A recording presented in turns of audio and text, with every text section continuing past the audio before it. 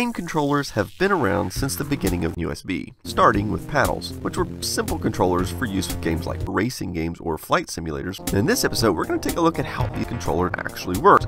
And while it may seem like a brain, the reality is many of these controllers work. Atari used a 9-pin connector for paddles.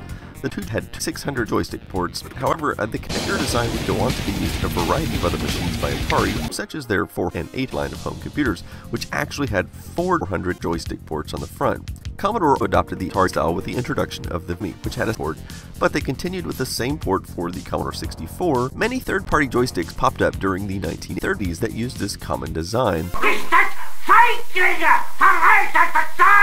Electrically speaking, these joysticks are very simple. These signals are entirely analog. Now, what I mean by that is there's no way for the computer or the game console to know how you're moving the joystick.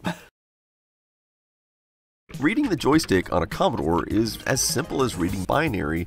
However, for games that required that sort of digital precision, there were the paddles.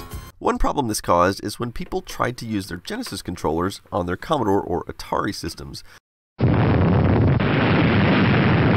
The trouble is virtually no software would make use of it since all of the software was designed to work with the standard analog controllers. Okay, now let's take a look at the controller port on the Nintendo Entertainment System.